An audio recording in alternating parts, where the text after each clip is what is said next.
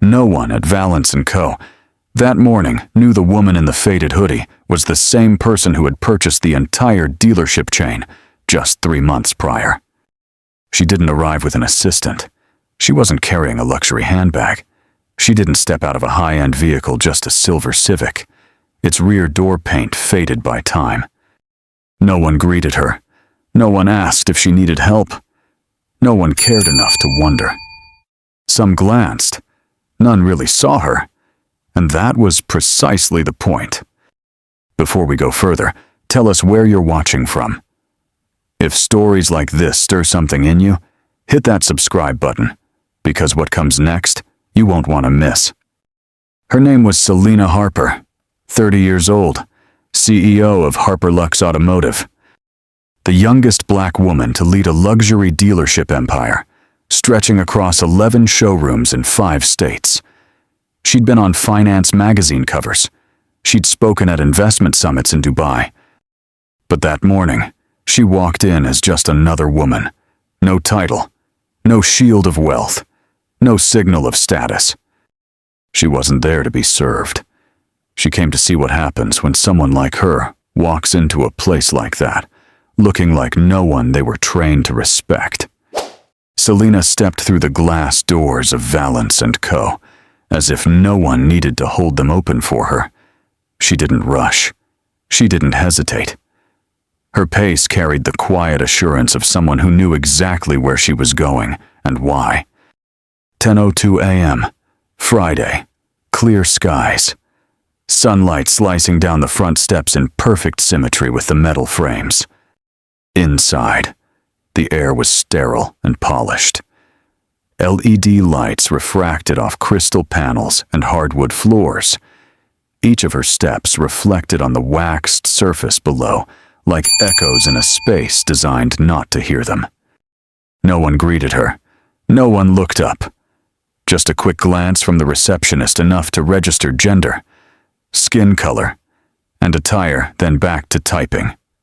No smile. No nod.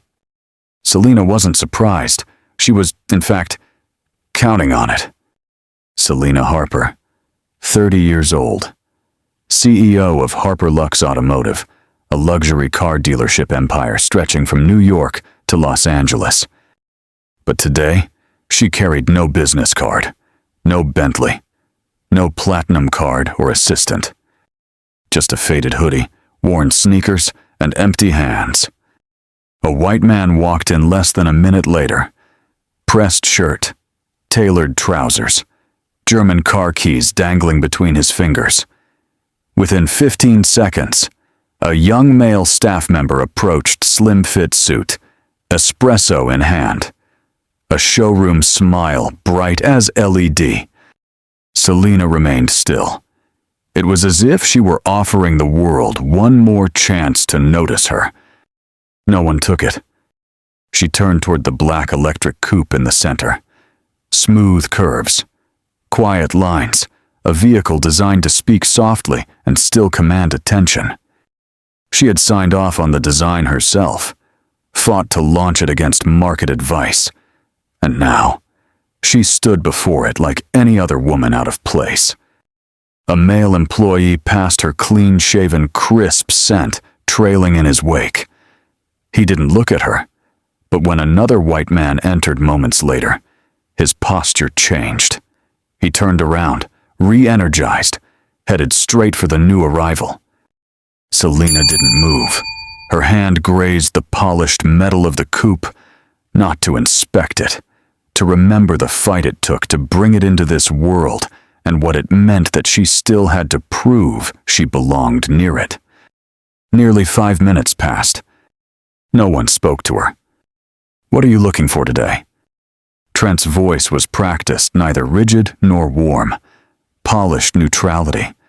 The kind designed not to offend, but also not to offer more than required. Selena didn't answer immediately. She turned briefly, eyes locking with his just long enough to register his stance. Then she turned back to the car. "Just browsing." Her voice was calm, contained. Trent nodded, a short nod. Not quite dismissive, but the kind reserved for strangers who weren't expected to stay long. "This is the newest model," he said. "Fully electric, high torque, upgraded from the last generation." He didn't ask if she cared about the specs. He just spoke them as if gauging whether she'd flinch at the jargon. "Do you know what this model starts at?" Selena didn't flinch. "Not exactly, but I can guess close." Trent paused. "280 for base," he said. "310 with options." He delivered the numbers like walls, not facts, but thresholds, a silent dare. Selena didn't react. She moved slightly, running her fingers along the door. "Do you have a printout of the specifications?" That threw him off, just slightly. Most clients use the tablet display, unless they request otherwise. "I'd like a print version." He nodded, slower this time, then walked away. Selena didn't turn to watch. She circled the rear of the coupe, her reflection dancing in the sleek black surface, a shadow carved in quiet motion. At the reception desk, a blonde staff member was whispering with another colleague. Their eyes occasionally flicked toward Selena. She felt it. Silence. She'd learned. Had a syntax of its own. Some silence was passive, but this had intent. 3 minutes later, Trent returned. He held a freshly printed packet, edges still warm. "Specs, options, delivery schedule." He offered it without a smile. Selena took it, flipped the first page. Her eyes moved without strain. "Do you have the burgundy Napa interior in stock?" Trent blinked. Not enough to be noticed, but enough for her to see. He flipped pages. "Not available unless pre-ordered, or if the client has a manufacturer code." Selena looked up. Her gaze was still. "What about the upgraded battery?" "The 520e second generation." That stopped him. "You've driven that line before?" Selena said nothing, just nodded. A single, precise affirmation. And in that moment, for the first time, Trent didn't know who she was. Trent looked down at the printout like it might hold the answer. Selena stood still, letting the silence stretch between them like glass, clear, reflective, but impossible to step through without breaking something. He cleared his throat. That second-gen battery is usually reserved for priority clients or investment partners. It's not publicly listed. Selena held his eyes. He looked away first. "You in the car business?" She didn't answer right away. Flipped a page slowly. "No, but I follow powertrain trends, and I know a thing or two about product cycles." It wasn't a boast. It was a calibration. Trent stayed quiet. The sound of heels clicked from the entrance. A white woman walked in. Trench coat, oversized sunglasses, branded crossbody. The receptionist shot up instantly. "Good morning." "Ma'am, what can we help you with today?" The woman smiled, took off her glasses. She didn't need to explain why she was there. Her outfit already did. Trent turned, almost reflexively, then looked back at Selena. "Would you like me to get someone else to assist you? Maybe a sales advisor." Selena didn't flinch, didn't smile. "Who here knows the thermal battery wrap specs?" He hesitated. She took one step back, not to leave but to draw a line. "Or I can leave my email. Name's Harper. Selena Harper." The room didn't echo, but it stilled. Trent blinked. That name wasn't on his client sheet, but it was familiar. Not familiar like a buyer, familiar like a name on a contract, or a letterhead, or a deed. At the front desk, the receptionist paused mid-keystroke, eyes widening. Something invisible had just cracked. "Harper." She said it slowly, clearly. Selena Harper. The name dropped into the showroom like a drumbeat no one had played, but everyone heard. Trent froze, one hand still clutching the spec sheet. The other, until then, comfortably tucked in his pocket, now hung uselessly at his side, as if gravity had doubled. Selena didn't say another word. She didn't need to. Her name was the full sentence. 10 meters away, behind the reception desk, Haley, the blonde receptionist, snapped her head up. Her face tightened like a wire just touched by current. Without hesitation, she moved the mouse, opened the internal CRM system. She didn't even type, she pasted the name, as if afraid to misspell it. Enter. Less than a second later, the result appeared. Selena Harper, CEO, Harper Lux Automotive Primary Owner, Valence & Co., Access Level Full Executive. Haley stared at the screen for 3 full seconds, then looked up at Trent. She didn't speak, didn't shake her head. She just stood still like someone who had just seen the signature on her own termination letter. Selena remained in place. She didn't lift her chin. She didn't smirk. She just observed, gently. Still. Trent faced her again. His eyes bounced between her and the invisible data running through his mind. She was wearing a hoodie, old sneakers, no bag, no entourage. And yet, she stood 4 levels above him on the ownership chart. He swallowed, a reflex of survival. Ma'am. The words stumbled out soft, foreign on his tongue. It seems I didn't realize. Selena cut him off, not with words, with a look, quiet, sharp. I didn't come here to be recognized, she said. I came to see how people are treated when no one knows their name. Trent dropped his gaze, not completely, but enough. A young male employee, the one who had rushed to serve the white woman earlier, stood frozen by the SUV section.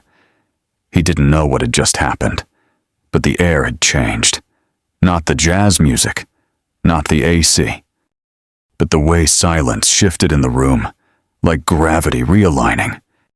Selena began to walk toward the front desk, not fast, not proud, just deliberately.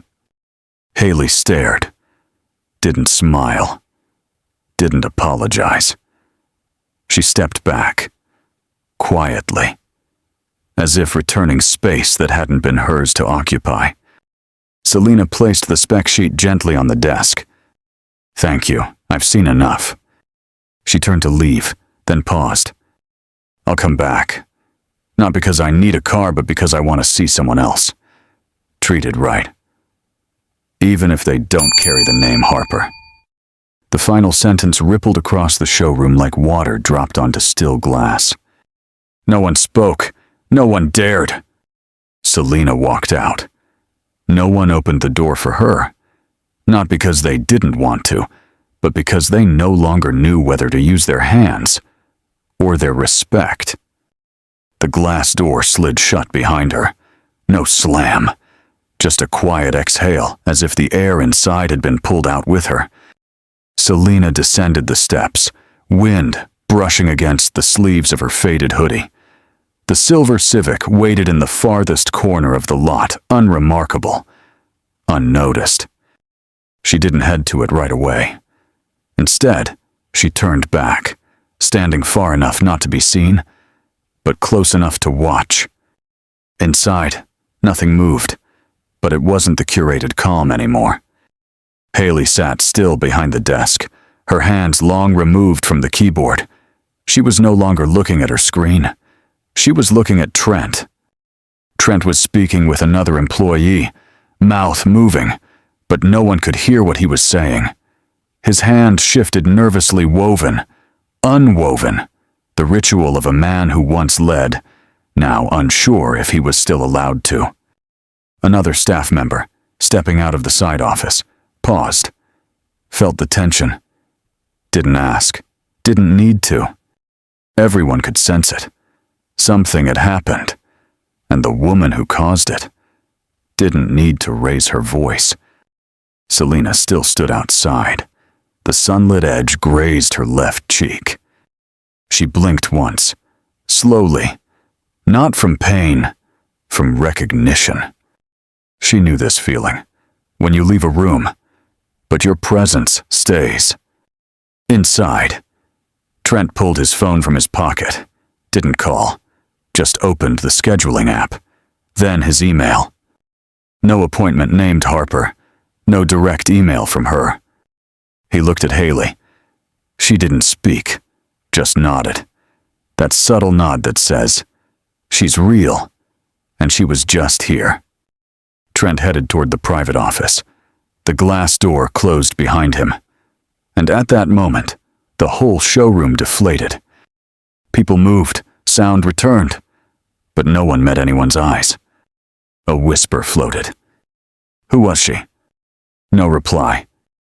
But within 5 minutes, the name Selena Harper had been searched 32 times in the internal system. Outside, Selena took out her keys, no rush. The Civic blinked. An old car, once tuned by her father's hands. The AC only worked above 60. The fuel gauge lagged. She kept it, not for its value, but because it reminded her where she began. She slipped inside, didn't start the engine. She opened her phone, paused on a draft message. Activate Iris protocol, urgent, Valence, Beverly location. She didn't send it, not yet, just looked at it, then closed the screen. Inside, Haley backed away from the desk. She sat, exhaled.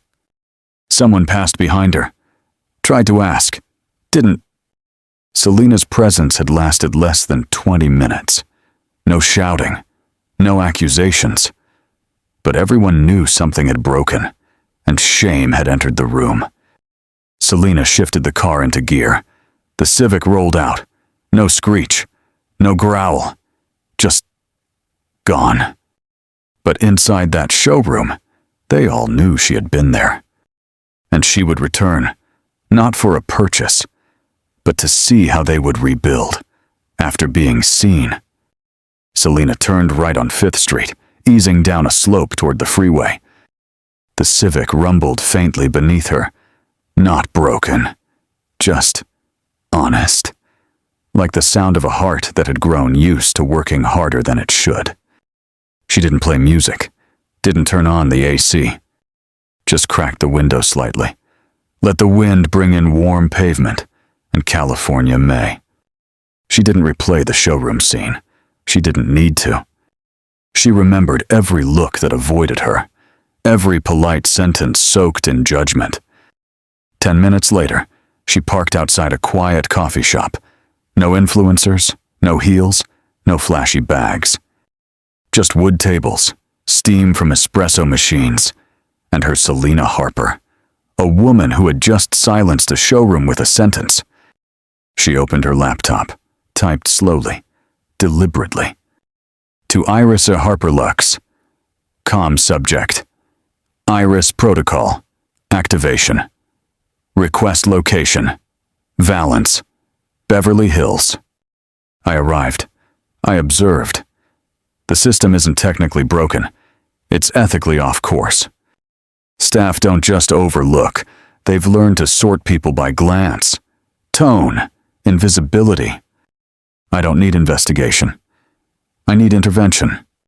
Activate Iris protocol. Secure footage from 09:45 to 10:30 a.m. today. Assign emergency status to internal cultural team. Maintain full silence until I signal otherwise. Sure. She read it once, didn't change a word. Clicked send. A soft ping.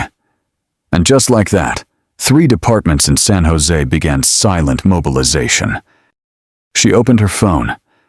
Found Naomi Ellis, VP of HR and Cultural Development. Tapped. 2 rings. Selena. Her voice calm, but sharp with intuition. We need to meet. Soon. Beverly. No, privately. No one else. Is something wrong? A pause. Everything's functioning, but according to the wrong code. No more questions. I'll be there in 45. Selena hung up, set her phone down. Outside, traffic rolled. People walked. Light shifted on concrete. No one knew a quiet storm had been launched. She rested her elbow on the table, chin in palm, stared ahead not at the road, but at memory. Her father once told her, "Some things no machine can measure, like how fast people look away from a black girl walking into a room." Back then, she didn't understand. Now, she did. Too well. The barista brought her iced coffee. She thanked him, didn't check his name, didn't ask if he knew who she was. True power doesn't need to be recognized. It changes the room without raising its voice. She took a sip. No sugar, no cream. Just enough bitter to stay awake, to move forward. 8:46 a.m. A sleek black Bentley glided into the front lot of Valance & Co. The engine cut off so quietly, it was hard to believe it had ever been running. The door opened. Selena stepped out. A deep red tailored suit, high neckline, fully fastened, hair tied up. No heavy makeup, just a muted rust-toned lip and a gaze that left no one uncertain about where to look. No badge, no assistant, no need for introductions. She walked forward, not slow, not rushed, just the pace of someone who no longer needed confirmation of her place. Behind the reception desk, Haley looked up. At first, she didn't recognize her. Just another poised woman, maybe a VIP, maybe corporate. But then her eyes caught sight of the silver Civic, parked at the far corner of the lot. The same car, same spot. A chill climbed her spine. Haley rose too quickly, her chair wheeling back. She meant to speak, but the words caught in her throat. What escaped was barely a whisper. She's back. Selena walked through the glass doors. The air inside shifted instantly. Customers hadn't noticed, but every employee had. For a second, every pair of eyes pointed in one direction. Selena didn't glance around, didn't stop at the desk. She moved steadily. Every step was a question. Who would flinch? Who would look away? Who would still dare to speak first? Trent emerged from the hallway to the left. Dark shirt, slightly askew tie. Perhaps he had braced himself. Perhaps he hadn't slept. But his eyes, they betrayed a fear deeper than losing a job. The fear of being seen in your worst version, by the one person who should never have needed to see it. Selena stopped in front of the same coupe at the center. Same car, same placement. Only her gaze had changed. She placed her hand on the side mirror again, but this time, not to feel the design, but to stare straight into someone else's memory. Haley approached. Slowly. 3 steps away, she stopped. She bowed her head, not clearly an apology, not clearly a greeting. "Good morning, Miss Harper." The final 2 words slid out like gravel, not because they were difficult, but because she wasn't used to saying them to someone she had once deemed invisible. Selena nodded slightly. Not in forgiveness, not in disdain, just enough to acknowledge. "I have a meeting." Haley nodded quickly. "Yes, the room's been prepared. Please this way." Selena didn't move yet. She looked to her right to where Trent stood, hands clenched behind his back, staring forward but not steady. Selena turned back to Haley. "Before I go in, have you greeted anyone in a hoodie today?" The question was soft. No judgment, no sarcasm. Haley hesitated. She didn't know what to say. No one had come in dressed like that. But if they had, she wasn't sure she had changed. Selena didn't wait for an answer. The question was never meant for words. It was meant to linger in the air like unscented smoke. She walked forward, didn't need direction. The meeting room was already open. Inside, Naomi Ellis waited. 2 chairs, a pitcher of water, a slim folder on the table. Embossed faintly Iris. Internal Review for Inclusive Systems. Selena sat down. Outside, the showroom stayed open. Customers still arrived. But from that moment forward, everyone in that building knew the old clock had stopped ticking. The meeting room was quiet. Not the kind of quiet that waits for a speaker to begin, the kind that holds the weight of a truth already seen. Naomi Ellis sat upright, her hands resting on a folder titled Iris, Internal Review for Inclusive Systems. No slides, no projector hum, just her voice even, precise, unafraid.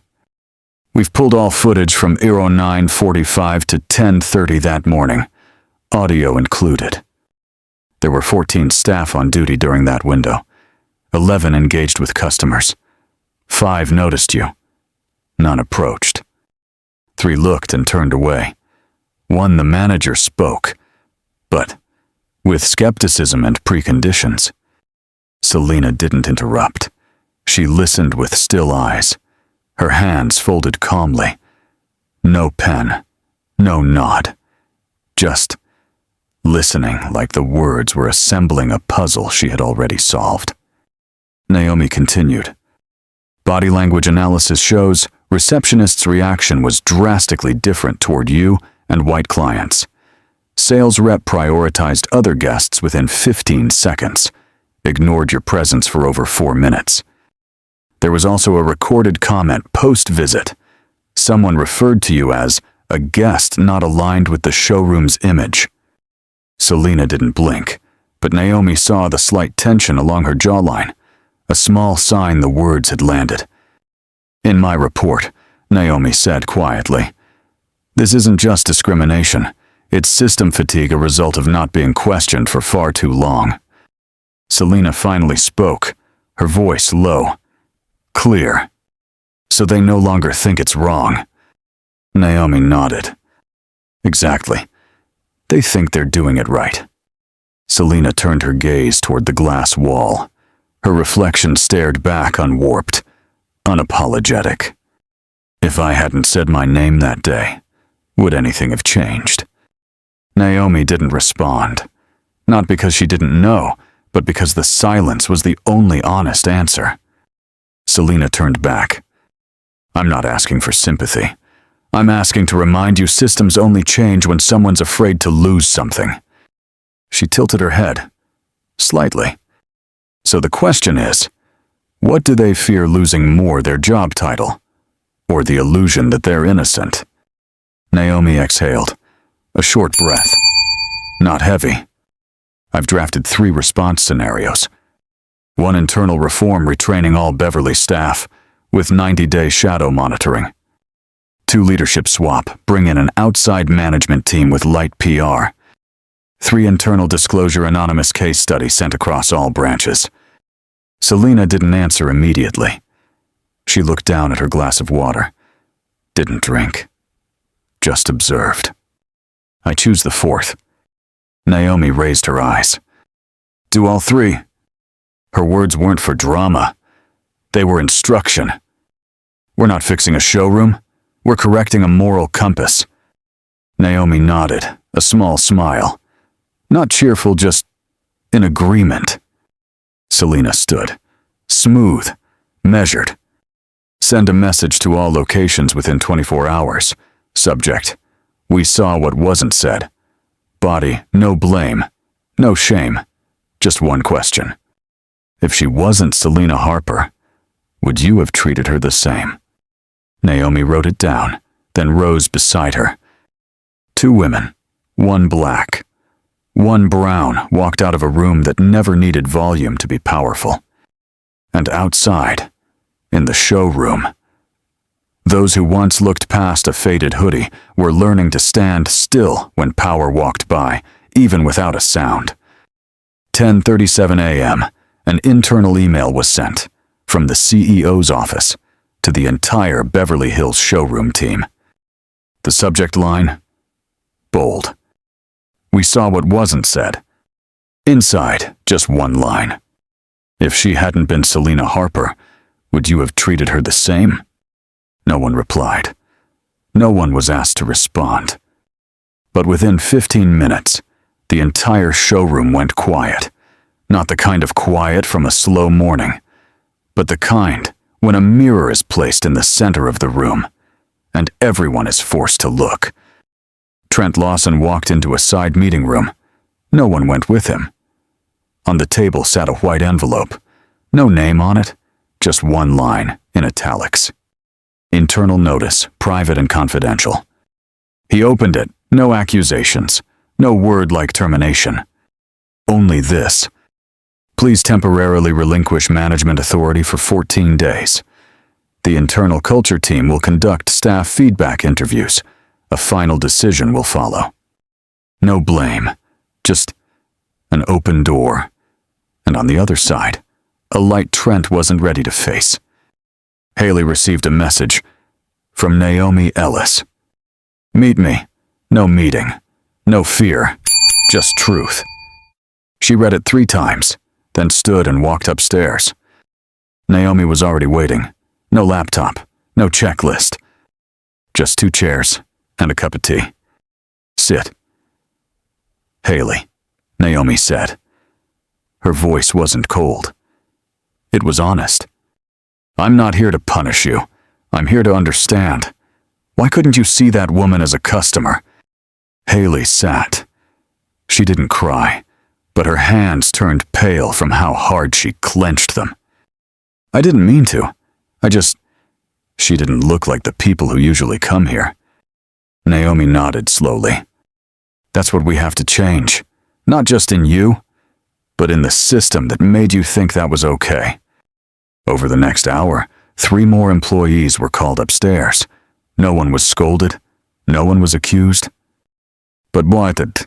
Each of them had to sit down and listen to what their conscience had to say.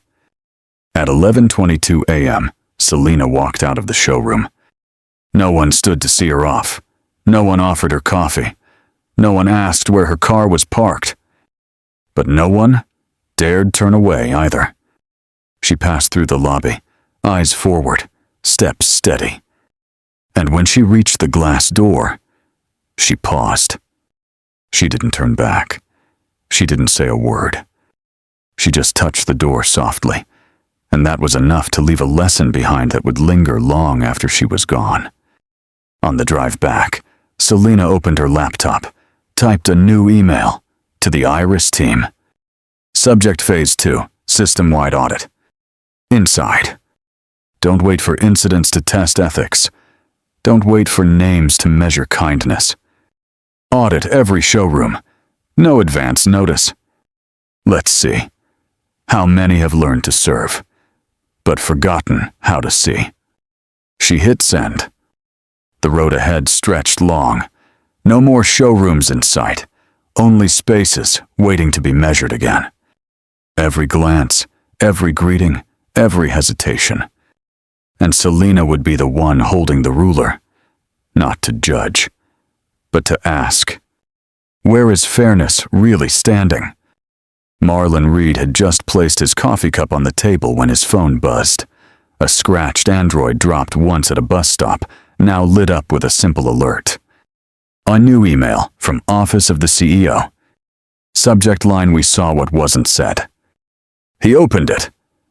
His eyes scanned the one sentence in the center. If she hadn't been Selena Harper, would you have treated her the same? Just one sentence, no attachments, no links, no survey. But somehow, it stopped his breath for a moment. Marlon worked at the Long Beach branch of Valance & Co. He had been there 8 weeks, sales associate and junior product consultant. He was the only black employee among 17, second youngest, and the only one who never got a handshake from a white client on first introduction. He had gotten used to it, used to saying good morning twice before hearing it back, used to hearing, is there someone else I could speak to even after giving the right information? But this email, it didn't feel like corporate training. It didn't feel like PR. It felt like a hand, knocking directly on the center of his self-worth. He remembered his first week. A senior staff had slapped him on the back in the parking lot and said, "Doing good, kid. But remember around here, your skin needs to look like receipt paper if you want to sell that red coupe." They laughed. He laughed too.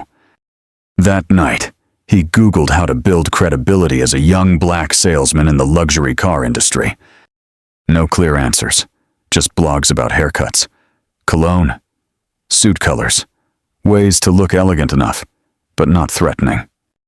Now this, an email from the CEO. No logo, no fancy layout, just a question. And it shook off every layer of pretending he'd ever put on. He opened his work laptop. The email was still there. In the corner, opened by 24,318 people. Responses, 0. Marlon took a breath, clicked compose. To Officey Harper Lux. Com subject read, we saw what wasn't said. My name is Marlon Reed, new hire, Long Beach branch. I don't know if I have the right to say anything, but I want to say thank you. Not for the language, but for the honesty. My younger brother is 17. He once asked me, "Do I have to change how I talk so people will trust me?" I didn't know how to answer. But today, reading your question, I felt like someone in this system is still listening. Thank you for seeing what no one taught us to see. Marlon. He paused, reread it. Then, hit send. One person, one email, one quiet showroom. But in that moment, Marlon no longer felt like someone trying to fit in. He began to wonder, if the CEO can question the system, could people like me help rewrite it?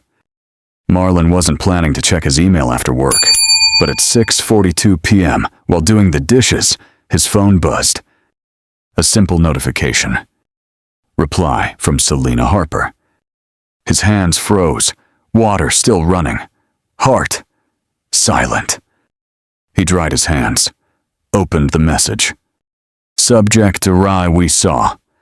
What wasn't said, from Selena Harper to Marlon Reed.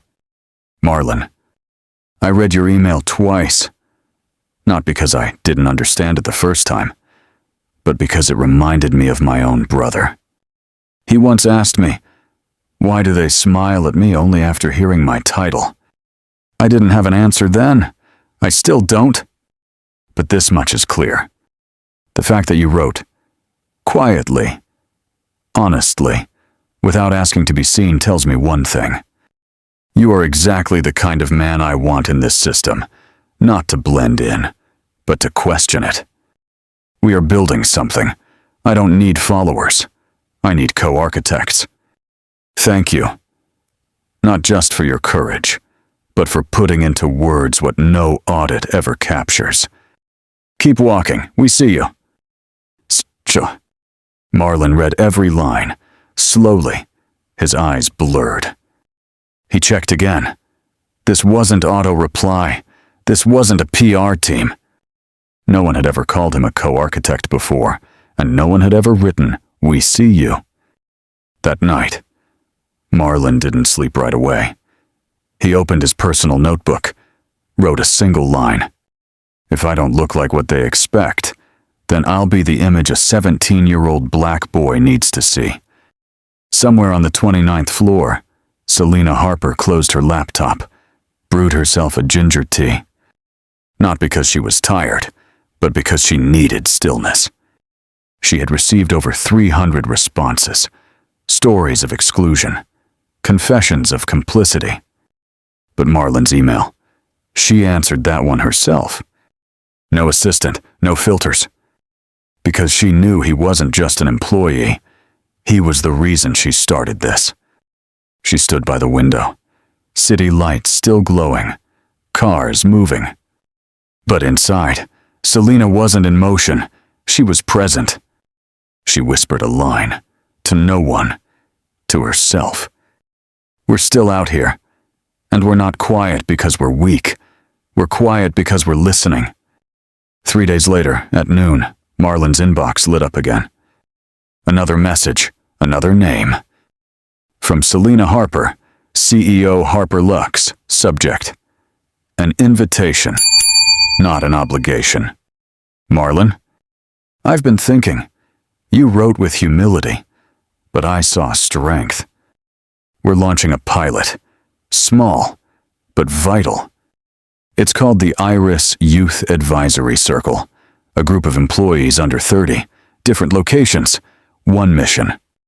To sit at the table and speak what the system never asked. What do you notice? What do you carry? What do we miss because we were trained not to see? This is not a spotlight, it's a platform. You don't need to know the answers. Just be willing to name the questions. If you're interested, we meet this Friday, 7 p.m. No cameras, just voice. Hope you'll join. Sure. Marlon read it during lunch, seated on a bench near the showroom. Light filtered through the trees, painting soft waves across the wood table. For the first time since joining Valance & Co., he didn't feel like someone standing outside the glass. No title, no performance. Just a voice someone actually wanted to hear. He typed, subject an invitation, not an obligation. Dear Ms. Harper, I read your email while eating lunch on a bench, and I had to sit still. The idea that someone like me could be asked to speak without proving I deserve the room is new. I don't know what I'll say, but I'll show up. Thank you for seeing more than the name on paper. Marlon Reed. Friday, 7 p.m. Zoom screen, no cameras, only names Jin, B, Okoro, L, James, C, Lynn, and last Marlon Reed. Selena spoke first. Calm, even, no title needed. Thank you for being here. No titles, no rank, just truth. We're not here to impress. We're here to build better than what impressed us.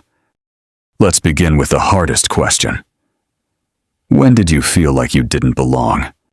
Silence. Then one soft voice. A woman spoke about being mistaken for cleaning staff. Then Marlon. He wasn't planning to speak, but when he did, the words came. It wasn't a big moment. My first week. A guy asked for someone more familiar with premium clients. I smiled. I knew what he meant. That smile stayed longer than it should have. Selena, off screen, closed her eyes. Not from fatigue, from presence. Thank you, Marlon, she said. Another voice followed. Then another. One by one, a room with no walls became a space where truth could finally echo. At the end, Selena said, the system won't change top-down. It will change inside out. And each of you is the start of that circle. The Zoom ended. No applause. No dramatic exits. But Marlon sat, eyes open, tapping the edge of the desk like marking rhythm for something beginning. A generation, a voice, a circle. Not perfect, but finally, heard. 8 OM, Executive Office, San Jose. A new file was quietly shared within the Iris system. System-wide listening audit, Phase 1 discrete assessment protocol. No signature required, no read and confirm button. Just a live map of all showrooms across the country colored in 3 shades. Light blue stable, no major signs of exclusion. Yellow under watch, possible implicit bias detected. Red alert zone, cultural integrity under risk. Out of 87 showrooms, 14 were marked red. One of them Preston's signature in Dallas. Texas was about to hum beneath the surface.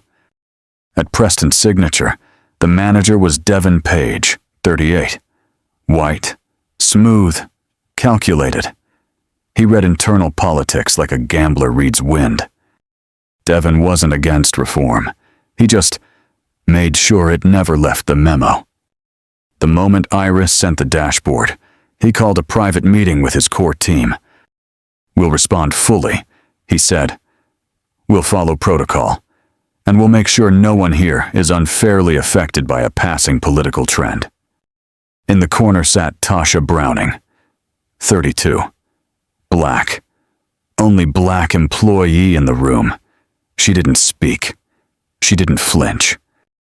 Tasha had grown up reading tone behind words. She knew what Devon was doing wasn't illegal. It just wasn't honest. The next day, they hosted a listening session, a space to welcome all voices. But the speaker list was already printed, and Tasha's name wasn't on it. She sat in the back row, listened to rehearsed lines. "We serve every client with care. No discrimination, no favoritism. Every team member is supported equally." She wanted to raise her hand, wanted to ask. Then why did my colleague ask the black customer if they needed the cheaper model before they even spoke? But she didn't. Not out of fear, but because she knew. The real question wasn't for this room. It was waiting elsewhere. That evening, Tasha opened her personal email. Inside was the Iris bulletin. A single line stood out. "Don't chase the right answer. Start with the question no one dared to ask." She opened the anonymous feedback portal. Typed. Subject regarding Preston's signature. "I'm not here to complain. I'm here to document. We are saying the right words, but we are not living them. I don't need an apology. I need someone to ask, who's not being allowed to speak even when they're in the room. If you need someone to answer that, I'm ready to go first. Tasha B." She didn't hit send. Not yet. But this time, she wasn't going to delete it. Inside the system, a quiet truth was surfacing. Not all resistance screams. Not all leaders want the system fixed. But as long as someone is still watching, truth still has a path. The next morning, Osornoam. Tasha sat at her small kitchen table, laptop open. One new message in her inbox. From Iris, Cultural Integrity Team, subject. Your note was read. Thank you. Dear Tasha, no one is required to speak, but those who dare to share often build the first path forward. We don't have comfort words. We don't have immediate fixes. But we are listening. And we've marked Preston's signature as a site needing cultural re-verification. If you wish to share more, just write. No Polish needed, no strength required. We'll read. Iris. Tasha stared at the screen. She didn't know what to write back. But for the first time in a long while, someone wasn't asking her to prove she was right. They were simply asking her to be herself. Back at the Dallas branch, Devon Page reviewed the summary from week 1 of listening sessions. Satisfaction score 92.4%. Clean, safe, almost. Too perfect. He smiled. But then, a voice at the door. You know that number means nothing, right? He turned. Logan Mears stood there. White. 29. Quiet type, but not silent. That session felt like a training video. You didn't ask what we actually thought. Devon replied softly. I didn't stop anyone. Logan. Logan stepped in, eyes steady. No, but you made sure whoever spoke felt like they'd have to protect themselves. You didn't censor words. You censored the room. Devon said nothing. No one had ever said that to him, especially not someone outside the marginalized group. Tasha, passing by, caught the exchange. She didn't interrupt, just listened, and smiled a small, steady smile. Maybe, she thought, I'm not the only one who feels the air's too thick in here. That afternoon, a quiet update appeared in the system dashboard. Iris protocol update. Preston's signature has entered phase 2, In-depth listening assessment. No announcement, no drama. No one was called into a side conversation. Just one line. And suddenly, Dallas was no longer a place that could control the silence. That night, Tasha opened her original draft. She added one line. I won't speak for others, but if someone needs to go first, I don't mind being that person. She hit send. No bell rang, no screen changed. But this time, she wasn't writing into silence anymore. Thursday, 9:00 am. A woman entered Preston's signature showroom. Cream coat, dark jeans, no badge, no assistant, no appointment. Just a calm smile, and eyes that read the room like a quiet detective. She said to the receptionist, "Just browsing, no need for a guide." The receptionist nodded, didn't question her. The woman walked alone into the coupe section. No one knew this was Renee Wallace, senior advisor at Iris. She wasn't here to inspect. She was here to feel. Tasha noticed her first. The pace, the posture, the awareness. This wasn't a buyer. But Tasha didn't say anything. She simply observed to protect the honesty of the moment. Renee stopped by a black coupe, ran her fingers gently along the handle. A young employee walked over Dylan. 26 praised just last week for being polite and polished. "Hi there, can I help you?" Friendly tone, but his eyes flicked to her old phone, to her average shoes, to her not-so-premium jeans. "This model might be a little above budget. Want me to show you our hybrids instead?" Renee didn't flinch. She looked at him steady, then smiled. "Actually, I'm seeing exactly what I needed. Thank you." Devin passed by, saw Dylan walking back. "Everything good?" Dylan replied. "Yeah, she's not really coupe material. I showed her some options, but she didn't seem serious." Devin nodded. Didn't think twice. Tasha logged the interaction into her daily observation notes. Not to report it, just to keep truth intact. Some things don't need escalation. They just need to be remembered. At 2:00 p.m., Renee walked out of the building. No one saw her off. No one asked her name. She texted. To Iris Team Subject Preston. Cultural Alignment Observation. Customer interaction this morning. No rudeness, no open bias, but subtle filtering in tone and body language. Staff responded based on assumption, not inquiry. Suggest no direct audit. Escalate soft signal monitoring. Only one observer aligned to reality. Tasha B. Across the building, Devin received an Iris system email. Subject. Thank you for your continued transparency. Next phase notice. He read the subject. A cold feeling touched the back of his neck. He didn't know what he missed, but he knew. Something had moved, and it wasn't under his control anymore. That evening, Tasha reviewed the day's footage. She paused on a single frame. Renee, walking away, looked directly into the camera. No expression, just presence. Tasha sat still. Not afraid, not triumphant. Just certain. The system won't collapse. It will keep running. But inside it, someone is beginning to shift the weight. Monday, 10:00 an internal system-wide announcement was sent from Harper Lux HQ. Subject line, Iris, Phase Y results, company-wide summary. Attached was an interactive map, each showroom marked with a colored dot. New color system. Green cultural stability observed. Yellow needs internal language alignment. Orange signs of passive exclusion. Red under full cultural reassessment. Total red showrooms, 21. Total showrooms, under soft monitoring, 43. At the bottom of the release, one quote. Not all silence is harmless. Some silence has made others stop speaking altogether. Iris. At a Seattle showroom, Vivian Cortez, a branch manager, opened the email and stared at the map. Her location glowed orange, the line between unconscious and systemic. Vivian wasn't against reform. In fact, she'd spoken at a DEI forum last year. But this morning's message put her inside the system she thought she stood beside.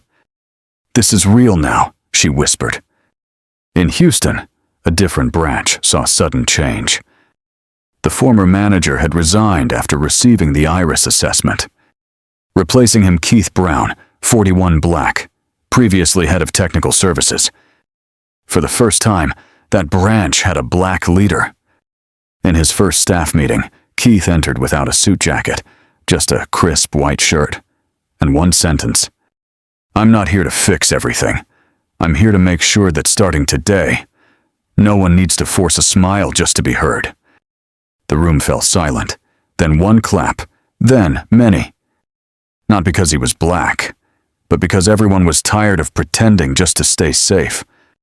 But in Miami, the response was different. A printed version of the iris report was taped to the break room wall, scrawled across it in red marker. Should we call this the company-wide confession project? No signature. No one admitted to it, but everyone saw it. And no one took it down. In San Francisco, Selena read the full system report as morning rain tapped her window. Alone in her office, she scrolled through the map, watching colors shift, from green to yellow, from yellow to orange, orange blinking red. A communications officer entered. "Do you want to issue a press release? Media's starting to ask questions." Selena nodded, then paused. She opened a second file, audio logs from recent iris sessions. One voice after another. Marlon. Tasha. A young Asian woman, misnamed for 3 months. A brown-skinned employee, told he looked Uber adjacent. Selena didn't cry, but her eyes no longer felt dry. She looked up at the comms officer. "No press release. We'll drop a podcast episode. Real voices. No music. No narrator. Just people who were silenced, taking their voice back." Friday, 6:00 a.m. A new post appeared on the Harper Lux internal homepage. No bullet points, no charts, no launch video. Just one play button. Next to it, a line of text. Voices you weren't supposed to hear. No intro, no transitions, no music. The podcast began with silence. 4 seconds. Then a woman's voice, calm and steady. "My name is Kayla. I've worked guest services in Phoenix for 4 years. Every time a client calls me sweetheart instead of my name, I think of my mother who taught me how to smile, even when I felt myself shrink." Then Marcus, Haitian-American technician. "Each time I sit in a car to check the AC, clients ask if I'm certified. They don't ask that to the others. I know why. I used to smile through it. I'm not smiling anymore. I'm speaking." Then came Angeli, Tyrell, Luis. No script, no studio polish. At a branch in Ohio, Rachel, a sales manager, opened her laptop. The podcast auto-played by IT setting. She nearly skipped it until one line caught her. "They once praised me for being friendly to white clients. No one ever praised me for being friendly to black ones. Because black clients were never seen as the standard to be friendly to." Rachel stopped typing, not out of guilt, but because something just fell out of her comfort zone. Elsewhere, Logan Mears was wiping down a coupe when the company-wide alert hit. "Mandatory listening, today's internal podcast." He plugged in, didn't expect much. Then Marcus's voice came through. Logan froze mid-wipe. "They always ask if I'm qualified, but only when my skin answers before I do." Logan pulled out his earbuds, walked into the break room, turned on the speakers, pressed play. You should all hear this. Just a few minutes. Worth it. The podcast ran for 37 minutes. No closing theme. No goodbye. Just one final voice, Selena Harper. Not the CEO, not the narrator. Just someone who once wore a hoodie and got looked past. Thank you for listening. Some of us waited years just to be heard for 2 minutes. This isn't the end. This is how it finally begins. Tasha listened at 9:00 p.m., alone in her small apartment, bathed in warm lamplight. She didn't pause, didn't cry, didn't move. She just felt seen. For once, she wasn't sending reports, she was the reason others were listening. In Long Beach, Marlon sent it to his younger brother, with one message. You see, they hear us now. Even if it's quiet, it's ours. By the next morning, the podcast became the most played file in Harper Lux's internal history. No ads, no fanfare. Just truth. And truth doesn't need props. Santa Clara, California, spring air, gentle sun, steady clients. Showroom status green. Everything seemed calm. Then at 10:00 a.m. Tuesday, Jenna Ekwimi, 27 customer service agent, Nigerian-American, sent a resignation email. Subject: resignation. Effective immediately. To HR line manager. Thank you for the opportunity. I appreciate what I've learned. I'm leaving the company today. There's a printed letter on my desk. Consider it a note, not a complaint. No one expected it. No prior warnings. No recorded concerns. Her shift led. Martha rushed upstairs. On Jenna's desk, a folded letter. Plain, white, centered. She opened it. No header. No drama. Just words written clean, slanted slightly, with care.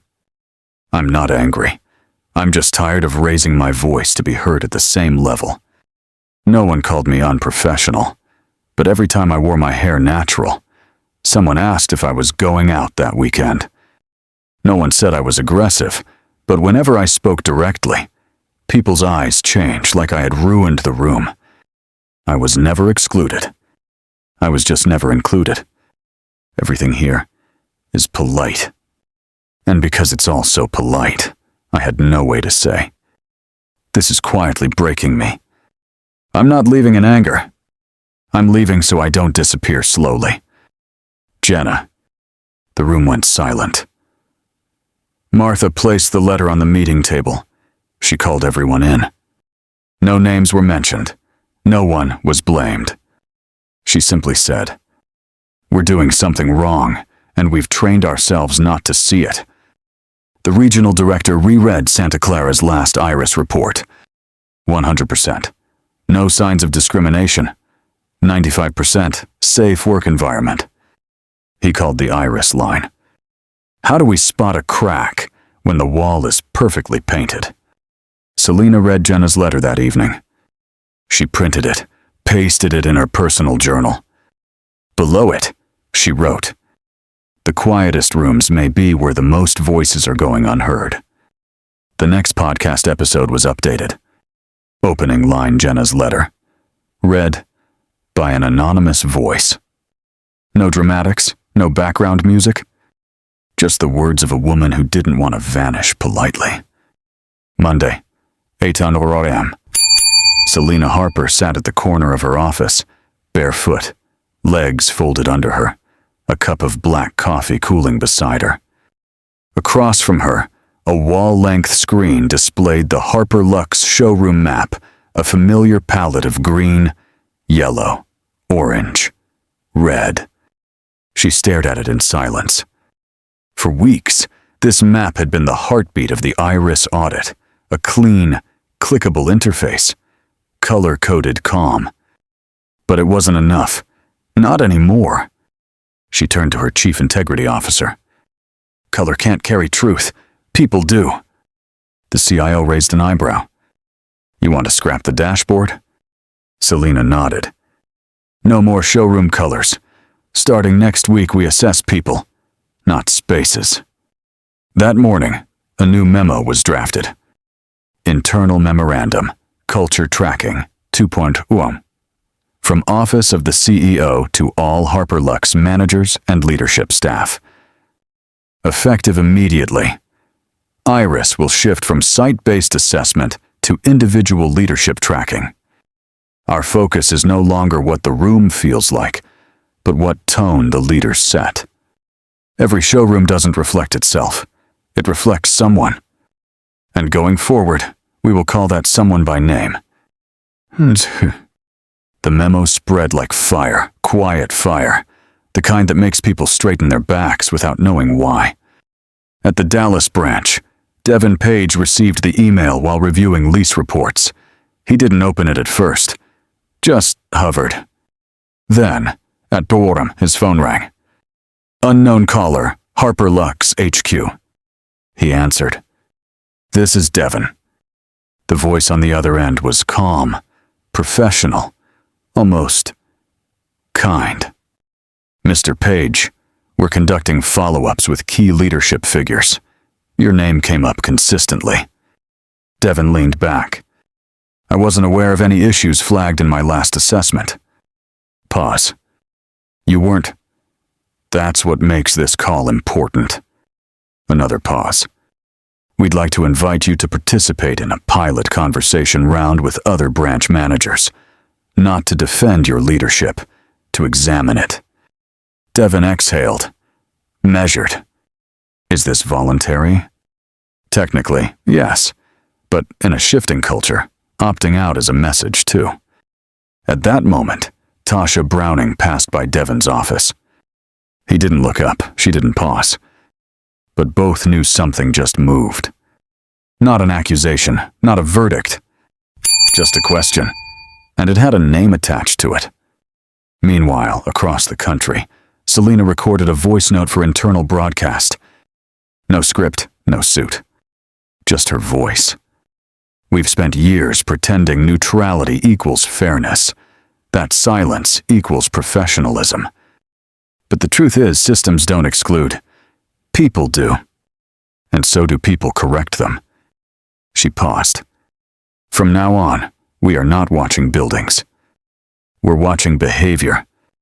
And we will ask, with our full name behind it, who made this culture? What it is. The memo was live by noon, the voice note embedded at the top. Managers across the country listened, some with earbuds, some on speaker, some with clenched jaws. Not all were ready, but all had been. Seen.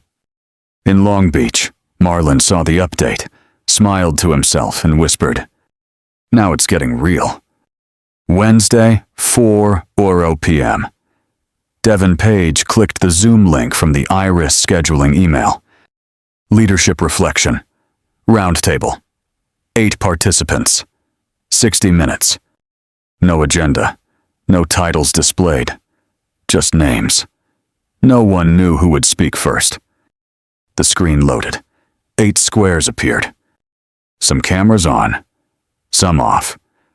A kind of uneasy stillness settled in like stepping into a room that might become a mirror. First voice came from a man in New Jersey, Ali Khan, mid-40s, sales director. Quiet. Heavy breath. I had a woman on my team who never spoke in meetings. I thought she was just shy. Then she left. Her exit interview said, I never knew if my voice would be protected. And I realized I had never made her feel like I would protect it. Devin leaned forward, arms crossed, listening. Next, a woman, Carmen Soto, Miami. Her voice didn't shake, but it wasn't smooth either. I used to say, we have an inclusive culture. Then one of my team members asked, inclusive for who? And I didn't know. Because I'd only measured inclusion by who felt comfortable, not by who never showed up as themselves. Someone muted, someone nodded. Devin stayed still. Then a name lit up on the screen, Tasha B. He froze. But her camera was off, Only her voice came through calm, low, deliberate. I work at a branch that passed every audit. On paper, we're clean. But paper doesn't register tone, or who gets interrupted first, or who always gets asked to smile more. I used to think being silent was professional. Now I know it was survival. The room stayed quiet for a beat too long. Then someone said, "Thank you." Devin looked at his name on the screen. He hadn't planned to speak. He still didn't. But in that moment, the silence didn't feel like neutrality anymore. It felt like evasion. He clicked unmute.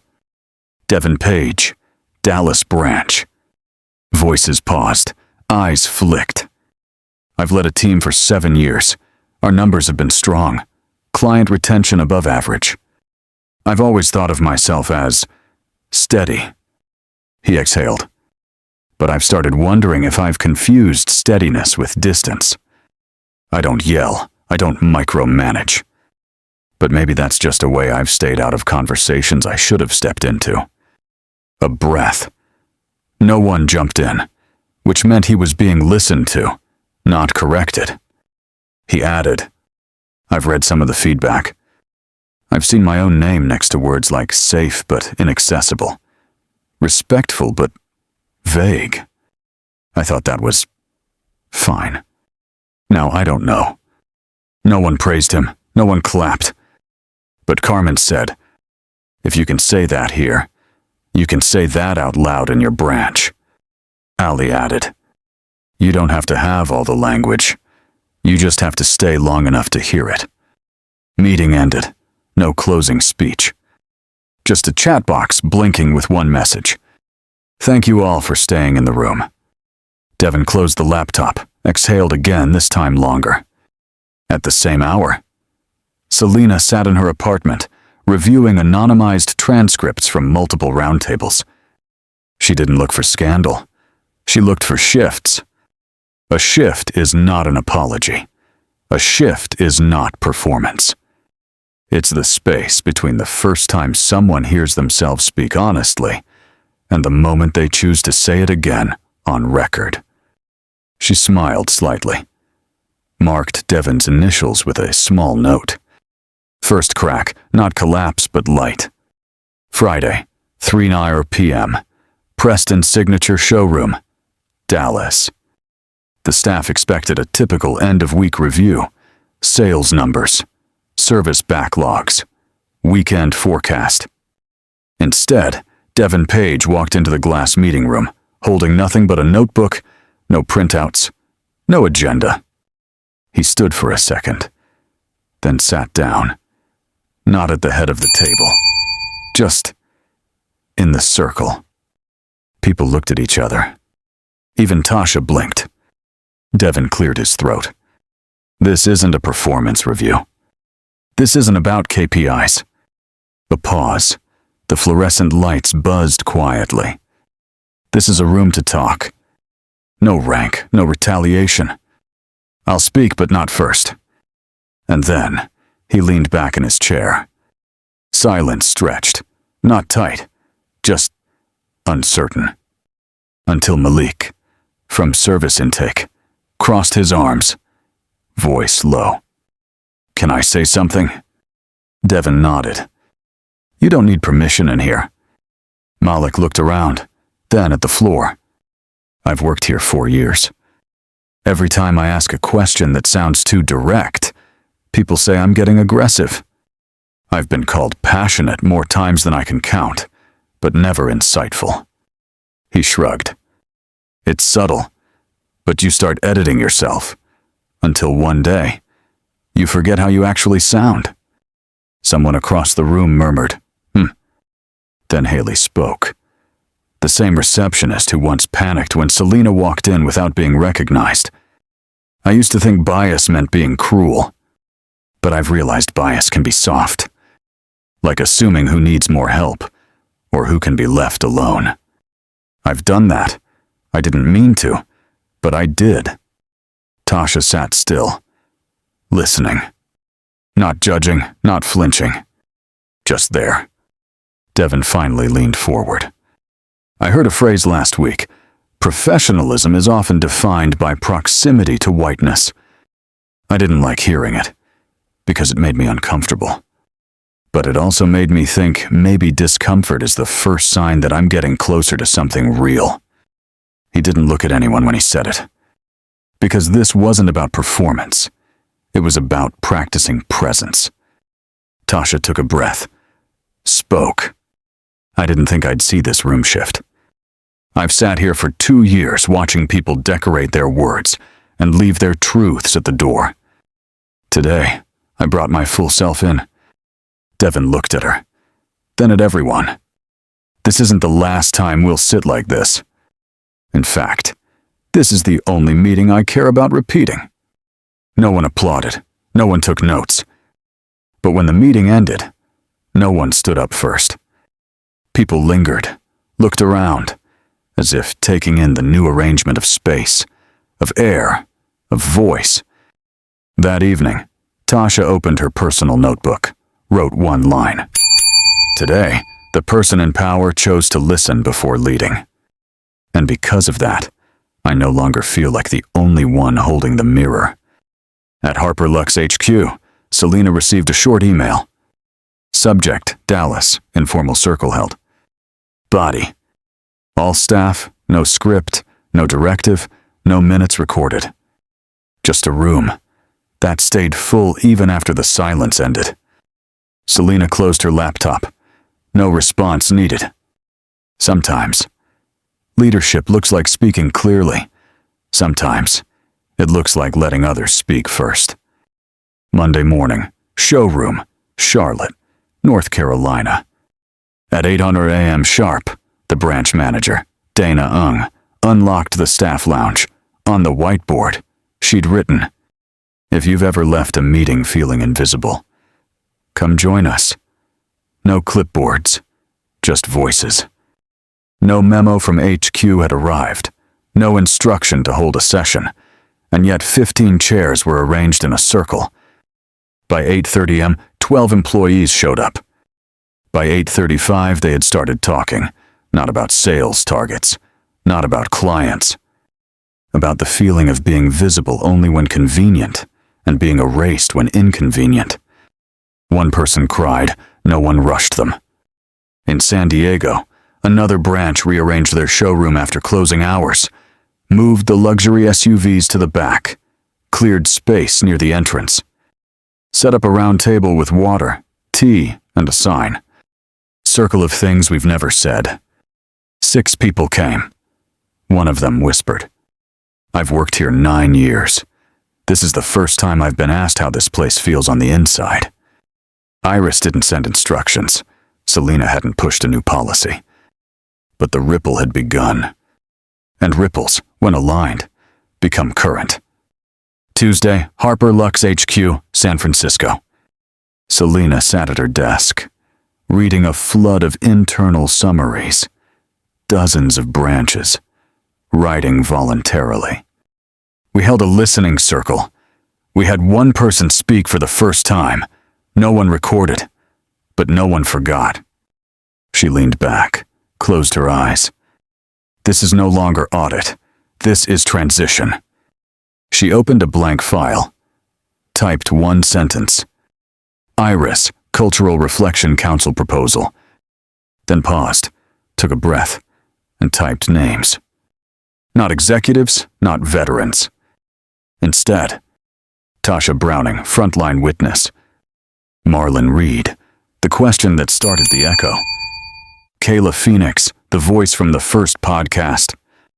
Ali Khan, who named silence in the round table. Carmen Soto, who stopped measuring comfort. And 2 more selected not by title, but by nomination from peers across the branches. Selena sent the draft to her core team. No fanfare, no demand for approval. Just a note. We've heard the system long enough. Time to listen to the ones who lived under it. At 4 p.m. that day, Marlon got a message. Subject, you are being considered. From Office of the CEO. Marlon, we are forming something new.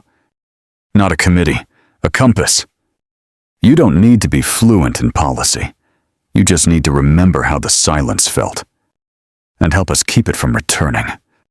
He read the message 3 times, then typed a reply. "I'm in.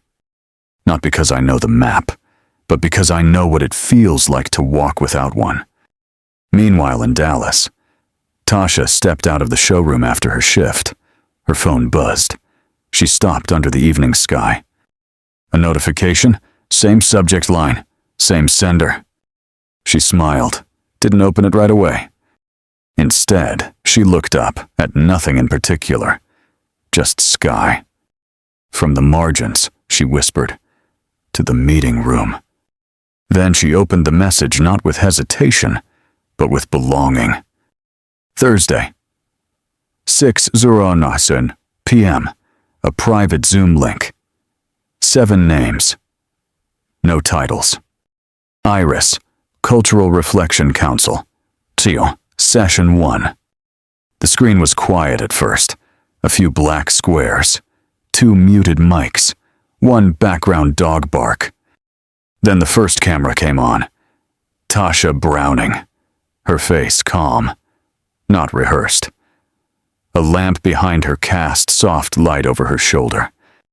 Then Marlon Reed, then Kayla, then Carmen, then Ali, then 2 others, Aisha Danso from Atlanta, Leo Tran from Seattle. All nominated, none of them senior, but every one of them deeply familiar with discomfort. Selena did not lead the meeting. She was there, yes, but she spoke only once. This council doesn't advise. It reflects. You don't speak on behalf of others. You speak from where you've stood. And what we record here won't go into policy first. It'll go into memory. Then she turned off her camera and left the space for them. Tasha began. "I'd like to start with something simple. What was your first moment of realizing your voice had weight even when no one acknowledged it?" Kayla nodded. "Mine was when a client kept calling me sweetie, and I corrected him once." He laughed. "But later that day, a colleague came to me quietly and said, 'Thank you. I've been too scared to say anything.' That's when I realized someone's always watching your bravery, even if they can't match it yet." Ali spoke next. "A junior staffer once told me he didn't feel qualified to speak up in team meetings. I asked why. He said, because everyone else talks in management tone. I asked what that meant. He said, flat, safe, vague. And that hit me. We'd turned neutral into a kind of gatekeeping. Leo shared how he once stopped bringing cultural food for lunch because the microwave room went silent every time he heated it. Aisha added, "They called me resilient, but all I was doing was surviving disrespect with vocabulary." No one interrupted, no one redirected. Each story was logged not by a secretary, but by the council itself.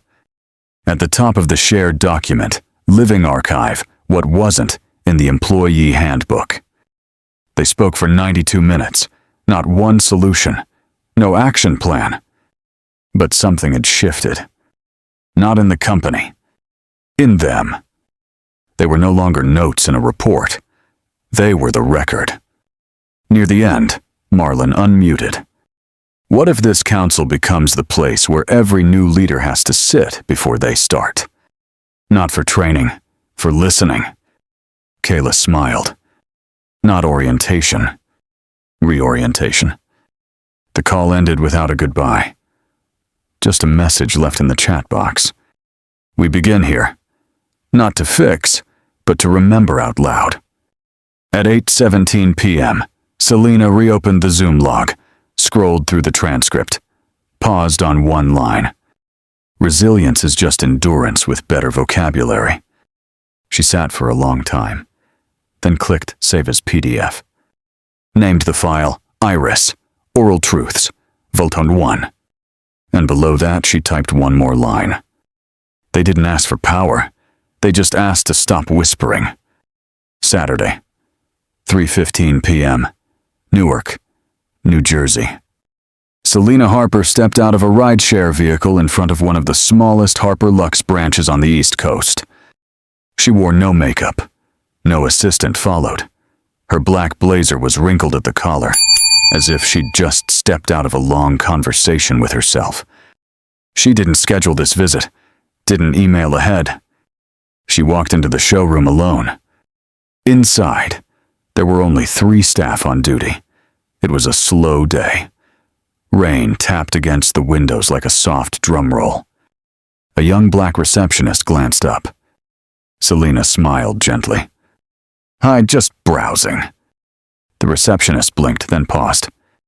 There was recognition, but no alarm, no scramble to impress. "Welcome in," the receptionist said. "Take your time." Selena walked slowly, weaving between the cars. She wasn't looking at the specs. She was watching the spaces between the people. The way 2 staff greeted a customer without over-explaining. The way someone said, "Do you want time to think without hovering?" Small things, quiet things, things that couldn't be captured in quarterly reports. At the back, there was a break room. The door was open. Inside a corkboard, pushed into the middle of it was a handwritten page titled Circle Notes. Last Friday. Selena stepped closer. Lines like, "No one should have to use their phone voice to be respected. I once apologized for speaking up and I didn't mean the apology. Sometimes I leave work tired, not from work, but from acting like I'm okay." At the bottom, next circle, same time, same space. "Bring your real self." Selena didn't smile, didn't pose. She simply reached into her blazer, pulled out a folded sheet of thick cream paper, unfolded it, pinned it to the board, then left. When the staff returned from the restroom break, they found her note unsigned, but unmistakable in tone. "I wasn't born a CEO. I was born a black girl taught to be palatable. I once built this system thinking I was making room. Now I realize I was sometimes just rearranging the silence. Thank you for building what I forgot to imagine." Selena didn't stay to be thanked. She walked 3 blocks, umbrella-less, into the gray afternoon. At a bus stop, she pulled out her phone, opened the Iris Council chat, and simply typed, "They've already started without us." That's the win. That night, the receptionist from the Newark branch posted an anonymous note in the company's new Living Reflections thread. "The CEO came today. No cameras, no lecture." She left a letter and walked out. But something about it felt more like a beginning than a goodbye. At 11:42 p.m., Marlon replied. She didn't build this alone. And she's not fixing it alone either. We're not waiting for invitations anymore. We are the room. If this story touched your heart, make sure to like, share, and subscribe. Every click helps us bring more powerful stories of empathy, justice, and silent strength to life. Your support is what fuels this journey. Let's keep standing together and rising higher, one story at a time. Stay safe and inspired.